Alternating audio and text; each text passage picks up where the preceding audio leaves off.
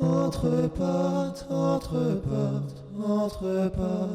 est entre potes. Les amis, comment ça va? Ça va et toi? Super. Très très bien. Je suis très content, c'est le premier épisode de Entre potes, la version mixte de Entre mecs. On va parler de complexe. Est-ce que vous vous rappelez la première fois où on vous a fait une remarque et que ça a créé un complexe? Ouais.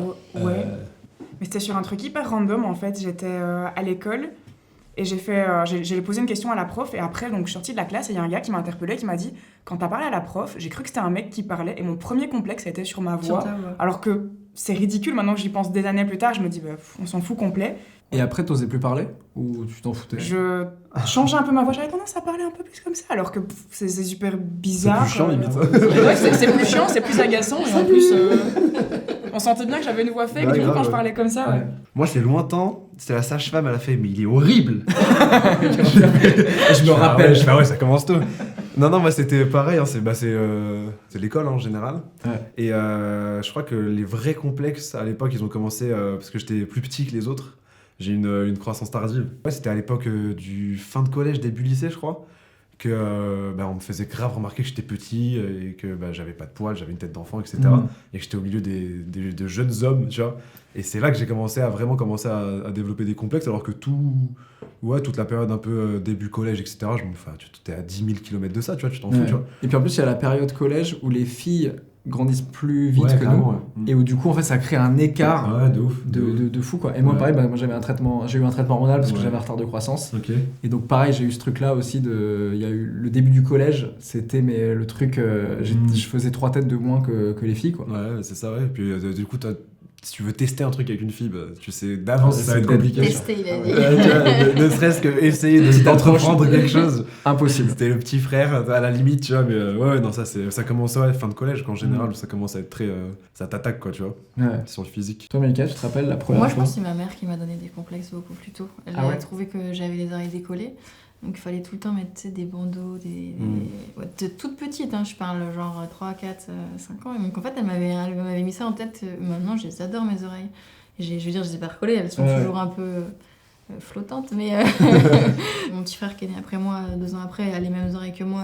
Ma mère elle avait honte de nos oreilles. Et pour moi il y a plein de photos de nous enfants où on a toujours des bandeaux et tout. Ouais. Ah ouais. Ça, c'est Miss France qui me l'a enlevé ce complexe-là. Parce qu'on est tout le temps obligé d'être avec des chignons. Et en fait, je me suis dit, mais ça me va bien, quoi. Il n'y a pas de. Ah, donc c'est hyper tard en fait. Oui, c'est venu tard. Jusqu'à même le soir de Miss France, tu sais, t'as plein de coiffures différentes quand tu passes entre les robes et tout ça au cours de la soirée.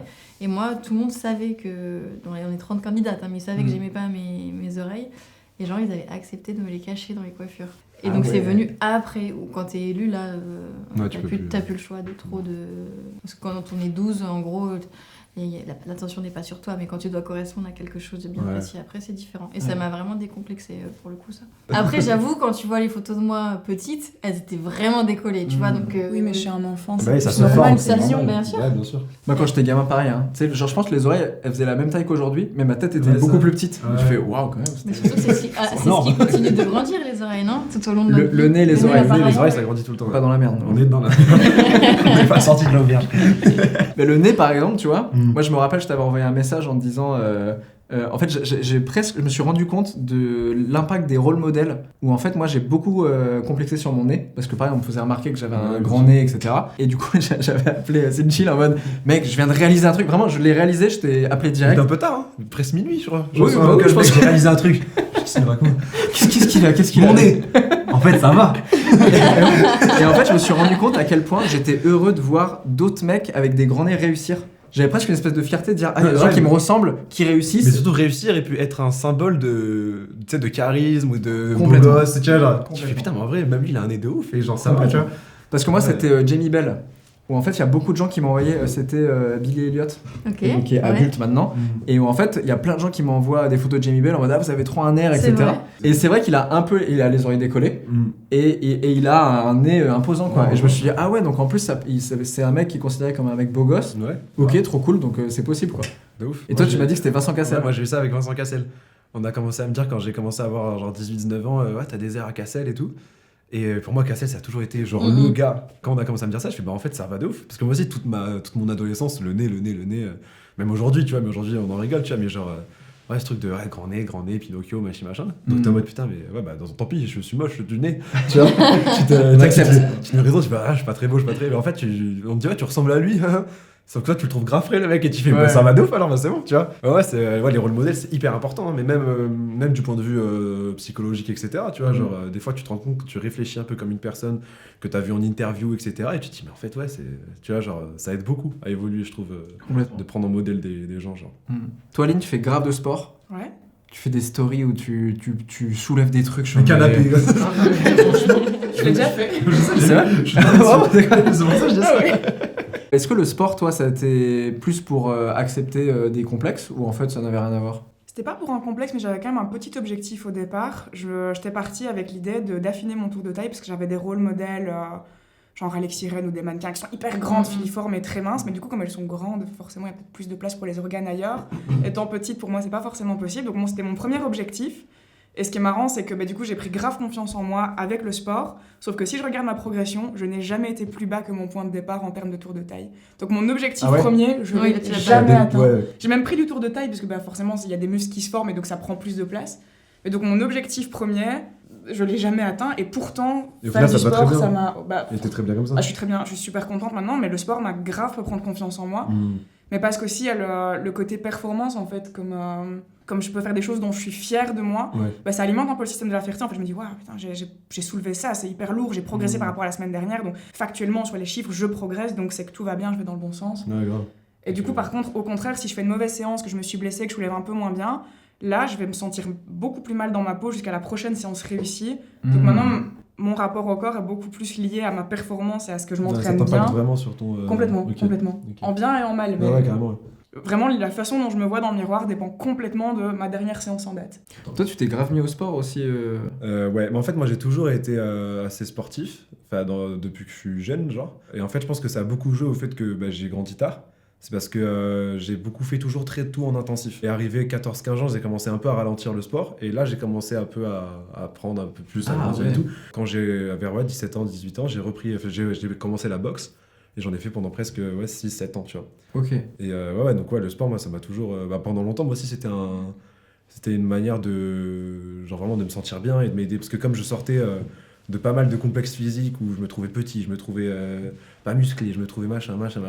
Il y a même le truc qu'a dit Aline, t'as le côté de la performance où t'as fait ça. Et puis en plus, tu vois ton corps évoluer, tu vois machin, tu te dis putain, c'est... Tu vois, et tu...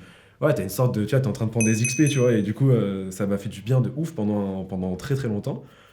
Et en vrai, jusqu'à que YouTube commence à arriver, et puis après, tous mes centres d'intérêt, tout est parti sur ça, tout mon temps est parti sur ça. Quand YouTube est arrivé, j'en avais fini avec les complexes depuis un petit moment, tu vois. Okay. Mais je pense que le sport m'a beaucoup aidé. Là, t'en as fini avec les complexes. Ah ouais, là, je pense que tu peux me dire... c'est une belle victoire de dire ça. Hein. Bah ouais, je pense que oui, parce que là, je sais qu'on peut m'attaquer sur n'importe quoi, sur le truc, même sur le psycholo, comme sur le physique et tout, Tu vois, je vais plus prendre ça comme une discussion que comme une attaque ou un truc. Moi, j'ai plus aucun mal à quoi que ce soit à ce niveau-là. C'est cool d'arriver à ce stade, tu vois. Maintenant, c'est bon, je me détache de ça. Même jusqu'à il y a quelques années, je voulais absolument avoir une grosse barbe bien fournie et tout. Tu vois. Et je me suis fait chier à mettre des produits, des machins, des trucs. Huile de ricin, frère, le visage gras toute la nuit. Hein dans les barres de garçons, vous mettez ça? Ouais, mais genre, dès que t'as un petit trou dans la barbe, tu mets du tout à mettre de l'huile de ricin, ça te Mais en vrai, ça marche pas. Mais ça marche pas. En tout cas, moi, ça a pas marché. Les gens que j'ai vu le faire, ça n'a pas marché. Donc, au bout d'un moment, ça marche pas, tu vois. Et genre, du coup, tu complexes encore plus. Ouais, pourquoi avec moi ça marche pas? Mais c'est mon corps le problème, tu vois. C'est trop une perte de temps, c'est trop une perte d'énergie et tout que tu peux mettre dans tellement d'autres choses qui peuvent, toi, te faire aller mieux, tu vois. Dans le sport, dans le machin, dans partir sur des projets, et quand tu vois que tu montes tes projets, ça t'apporte tellement plus en satisfaction personnelle, en confiance, de réussir tes projets, réussir des trucs de vie, etc. Plutôt que d'avoir là la bonne barbe ou là la bonne coupe, c'est très superficiel. Il y a une période où j'ai été complexée d'être musclée, mais quand j'étais beaucoup plus jeune. J'ai fait 10 ans de natation quand j'étais plus petite, et donc j'étais tracée, sachant que j'avais pas encore du tout de forme de femme, donc j'étais vraiment un petit garçon, j'avais les cheveux courts, tout ce que tu veux. Et j'ai arrêté la natation quand j'avais peut-être 13-14 ans, en disant à ma maman, les abdos sur les filles, c'est pas beau, je veux arrêter. 10 ans plus tard, je veux des abdos, je fais tout pour en avoir. Mais c'est parce qu'on t'avait dit alors. Phases, quoi. On t'avait dit ça avant? Je m'en souviens pas. C'est possible, mais... C'est toi qui avais trouvé ça, peut-être? Par contre, Après, quand j'étais petite, on me prenait pour un garçon, mais ça m'a jamais vexé. Mais c'est quand je suis entrée dans l'adolescence où là, ça m'a un peu plus Ouais, dérangée. tu te construis en tant que femme et là, tu commences à dire, mais je suis pas un garçon. Ouais, Quoi. c'est possible. Ouais. Mais j'avais la coupe très courte aussi, et la natation, ça développe fort les épaules aussi, Ah donc oui, ça fait une bien sûr. carrure vraiment très masculine. Et c'est vrai que je ressemblais très fort à un petit garçon. Ouais. Et quand j'étais enfant, ça me posait pas de problème. Mais en entrant dans l'adolescence, là, ça a commencé à me déranger. Et c'est là que j'ai arrêté la natation. Bah, pareil, moi je ressemblais à une petite fille au début, très mince, machin, des cheveux Ah longs ouais et tout. Ouais, et puis arrivé dans l'adolescence, je dis attends, mais non, on a tout coupé, on a tout machin. Tu vois. Ok. Ouais, mais t'as des périodes, t'as des périodes comme ça, mais c'est pour ça en fait, genre le côté physique, c'est par période. Il y a des moments où tu vas te trouver bien, des moments non. C'est comme quand tu fais une story, des fois tu te dis putain, ah ouais, c'est moi, tu vois, alors Bon, un que filtre, la allez, veille vite. c'était la même tête, même. Mais sur exactement les mêmes critères, il y a un jour où tu vas dire ah j'adore quand mes cheveux ils sont comme ça, le Exactement, lendemain ouais, ah je déteste quand mes cheveux sont comme Ah ça, alors que ouais. c'est la même coupe. Malika, est-ce que tu dirais que Miss France, ça t'a aidé à accepter tes complexes ou l'inverse? En fait, ça a aidé ce que je vous expliquais simplement pour les oreilles. Et ça, en gros, je me suis rendu compte que elles étaient tout à fait normales, mais par contre, moi aussi, j'ai un long nez. Ouais. Et personne... Ouais. Non, mais Il en met si tu veux, ce qui est fou, c'est que pendant 22 ans, je m'en étais pas rendu compte. Genre, Ok. personne m'avait fait de remarques. Ma mère, mon frère, mon père, toute ma famille a, tu sais, le nez assez long comme ça. Et en fait, quand j'ai fait Miss France, là, j'ai eu vraiment beaucoup de commentaires qui disaient le nez qu'elle a, le nez de sorcière, machin. J'avais vraiment beaucoup. Et en fait, après, je me suis mis à regarder. En gros, moi, j'étais habituée. Pour moi, il était bien situé dans ce visage. Mais c'est vrai qu'après, tu commençais quand tu poses avec les gens, à te dire est-ce que je me mets comme ci, comme ça. Ouais, mais tu cherches ça, le profil. franchement, au final, je me suis dit, c'est ma particularité, quoi. Il n'y a pas de, Ah, mais oui, y a complètement. pas de soucis. Puis tu sais, quand vraiment, c'est l'héritage familial, quoi, entre Ouais. guillemets. Donc, mais c'est vrai qu'on m'a rajouté c'est vraiment le truc sur lequel les gens m'ont attaqué tout de suite, physiquement. Comment t'as vécu le moment où du coup t'es Miss France et après c'est quoi? C'est un an où tu vas à la rencontre des Ouais, gens voilà. et en fait Ouais. les gens ils passent leur vie à se dire est-ce qu'elle était... Enfin tu vois en fait t'es jugé sur ton Bah physique ouais. pendant Comme à la télé. Ouais, c'est ça. C'est que ça. Tous les jours, on est en déplacement et après, franchement, les gens sont très très gentils. Ils sont Ouais. quand même très heureux de nous rencontrer. Mais il y a quand même des gens qui parlent à voix haute devant toi comme si t'entendais pas en fait. Oui, parfois ils disent oui, bon, elle est pas si mal finalement. Tu vois. De toute façon, en face à face, les gens vont rarement te dire. C'est tellement plus facile de le faire sur les réseaux sociaux et c'est vraiment une année harassante. Donc tu n'as pas le temps de te connecter, de regarder ça, tu as à peine le temps de répondre à ta famille, donc tu n'as vraiment pas le temps, mais c'est tes proches qui le voient pour toi. Et je sais que ça les a pas mal blessés autour de moi, quoi.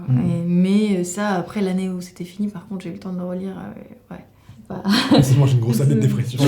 Ah ouais. Déjà que tu C'est ça pour moi. L'enfer. Mais en vrai, que tu fais proportionnellement, ça représente 20%. Ok. Tu vois, donc on a quand même... Oui, c'est quand même, oui. 20% de la France. Ouais, c'est quand même... Mais on a quand même énormément de chance. Dans le bouquin que j'ai fait, j'ai interviewé des nanas de télé-réalité. Franchement, là, on n'est pas du tout sur le même pourcentage. Ouais, et c'est d'une violence. Toute ta journée, en fait, tu te fais vanner sur ton physique. Là, pour le coup, c'est 70%. Ça, franchement, je sais pas mentalement comment tu peux te sentir bien dans ta peau. Je crois que c'est injouable, en vrai. Et du coup, pour toi, Miss France, t'as l'impression que ça a changé un peu l'image de toi? Ça t'a réconcilié avec des complexes? Ou est-ce que ça t'a pas créé des complexes même? En fait, ça va pas créer des complexes, mais par contre, c'est vachement exigeant avec toi-même. Et tu mets beaucoup de temps à te défaire de ça. Tu sors pas maquillée, pas coiffée, pas sur des talons. T'as l'impression que tu dois appartenir à un standard alors que c'est pas celui qui était le tien. Moi, j'étais étudiante en droit, donc je sortais pas apprêtée comme on m'a demandé de sortir. Et vraiment, tu mets très longtemps on met beaucoup de temps à se défaire. Et à se reconnaître dans le miroir, en fait, à se refamiliariser avec soi-même, sans maquillage, sans coiffure, sans... Ouais, t'es dans un rôle quand même pendant un an. Mais en fait, comme c'est toi, il n'y a plus de dissociation entre les deux, en fait. Du coup, c'est ça qui est assez long, c'est de retrouver sa personne. Et sans mentir, moi, je pense que j'ai pris 10 ans. Ah oui. Ouais. Et là, on parle beaucoup de complexes physiques, mais il y a aussi des complexes de personnalité ou moraux, etc. Est-ce que vous avez d'autres complexes que physiques? Je sais que moi, par exemple, oui, il y a un Tout le monde a fait ça. Là, je pense, ouais. Qui est descendu. On a perdu 10 cm. Elle commence. Non, mais moi, C'est parti. je sais que par exemple, des fois, j'ai des complexes de manque de vocabulaire par rapport à certaines personnes. Ok. Où je me dis, de prime abord, il y a des gens qui vont me faire un peu plus peur parce que je sais que je vais pas tenir la route, Ok, etc. ouais. Des choses où j'ai travaillé dessus, etc. Tu vois. Là, bientôt dans Insomnie, on reçoit Clément Viktorovitch. Ok. Je crois qu'il y a quelques années, Clément Viktorovitch, j'aurais été à côté, j'aurais fait Non. Non, je vais pas dire, tu vois. Et c'est des choses sur lesquelles j'ai travaillé aussi beaucoup, mais j'ai pu avoir vachement ce complexe-là. Ok. Allez. Tu passes en premier, c'est ça? J'ai réfléchi là. Qui va aussi des fois avec le manque de culture.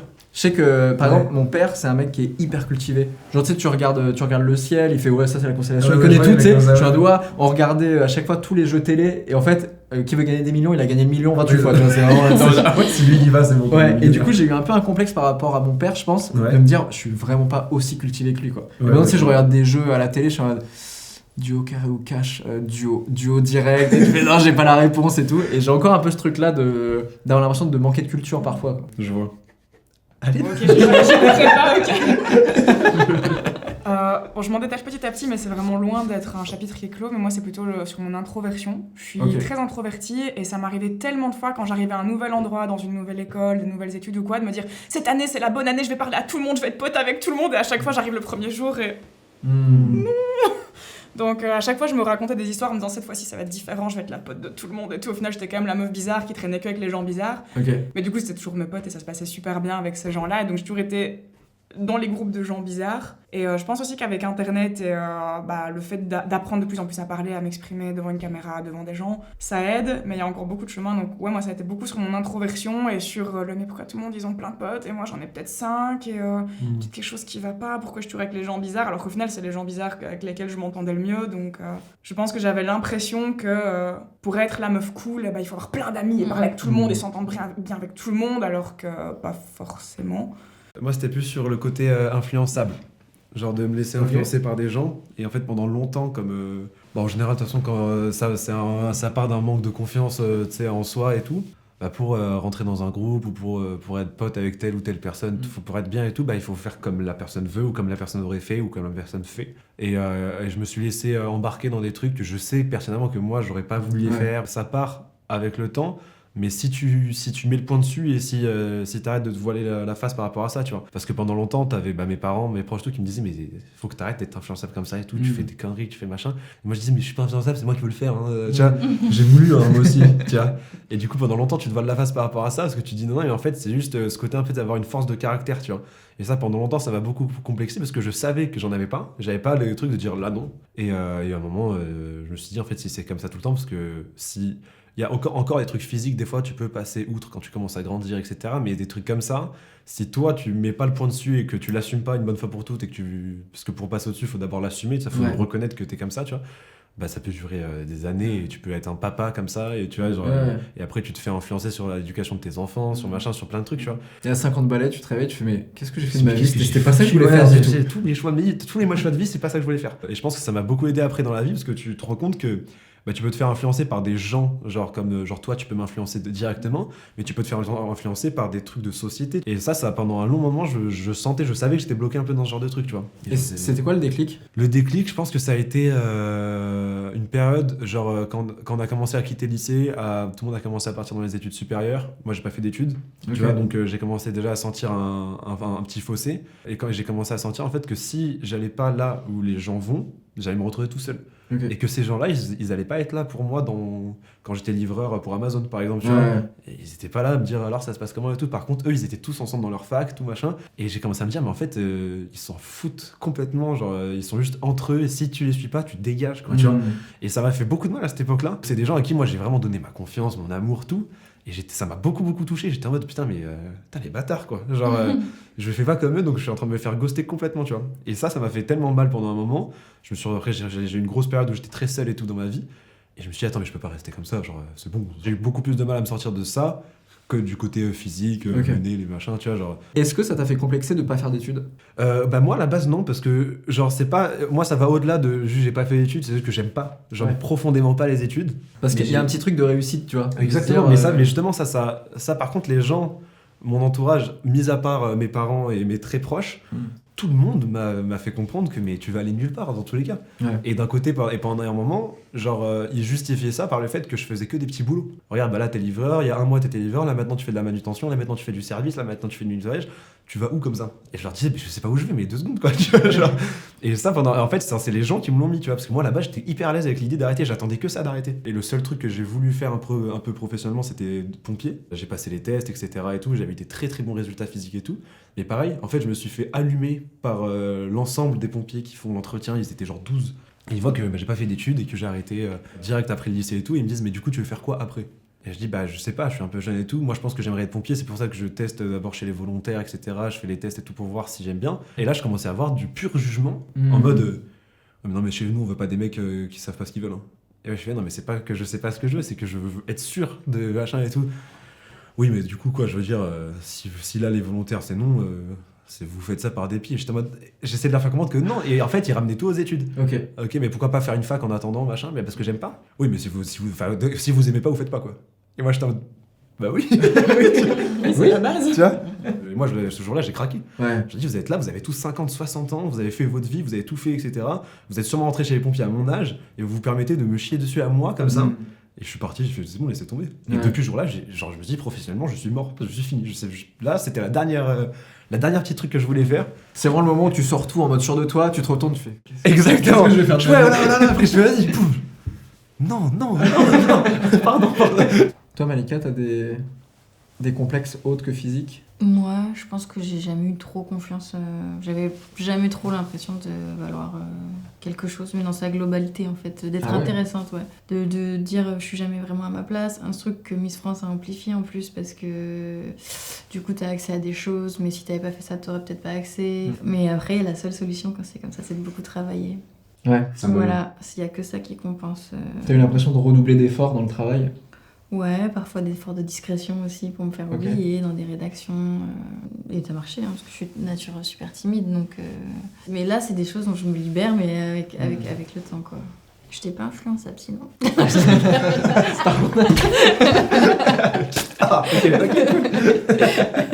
Moi, quand j'ai surtout fait des rédactions sportives, on sait très bien qu'on te met là pour être la fille du plateau et que ce que tu vas dire n'a pas beaucoup d'importance.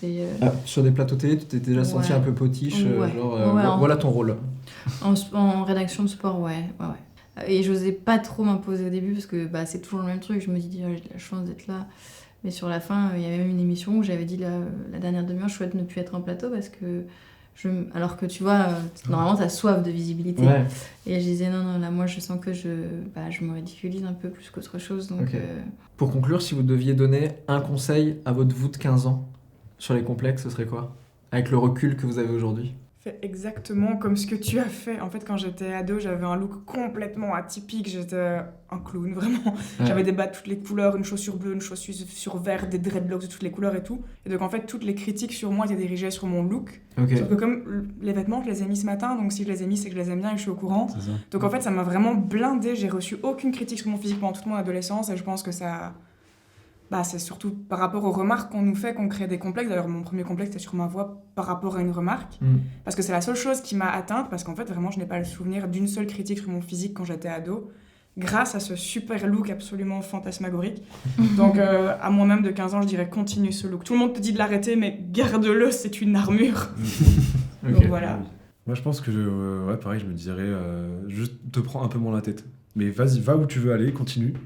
Mais te prends pas la tête, c'est bon, ça va, tout va s'arranger, genre. Tu vois, parce qu'à 15 ans, c'était pile l'âge où j'étais en mode oh non, je suis comme ça, non, je suis comme ça.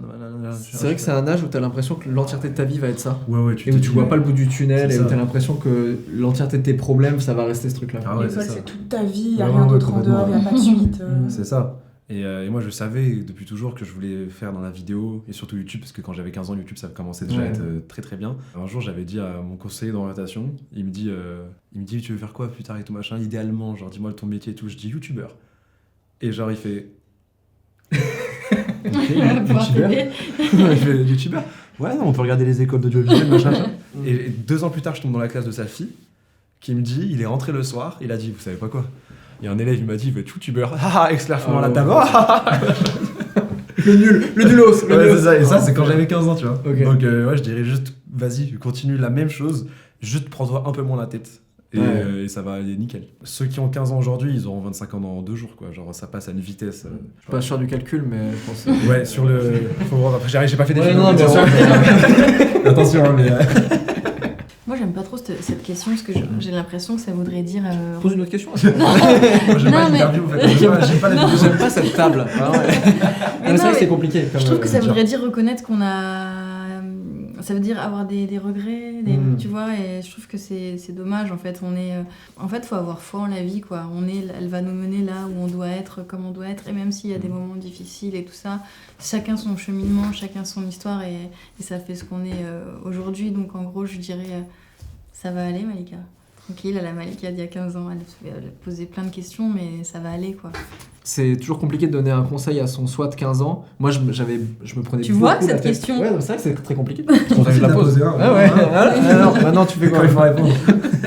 Mais en effet, je pense qu'il y a plein d'étapes hyper négatives par lesquelles on doit passer pour comprendre. En fait, c'est horrible parce que le meilleur conseil que j'aurais à donner à mon moins de 15 ans, c'est écoute pas les conseils qu'on va te donner parce que la plupart du temps, c'est de la merde. Ouais, c'est ça. Et en fait, c'est vrai que la plupart du temps où j'ai écouté des conseils, je comprenais pas qu'en fait, on me donnait un conseil par son propre prisme. Donc c'est quelqu'un qui te donne un conseil avec ses propres peurs, ses propres doutes, ses propres complexes, exactement. Et souvent, c'est cool d'écouter les conseils, mais il faut aussi arriver à faire la part des choses et se dire est-ce que celui-là, je le prends ou je le prends pas, et c'est ok de pas le prendre et de suivre sa route. Les conseils, c'est pas un manuel de vie, quoi. Tu vois ce que je veux dire? On te propose des cartes et après tu joues avec ce que tu veux, tu vois. Complètement. Merci. Entre potes, on est entre potes.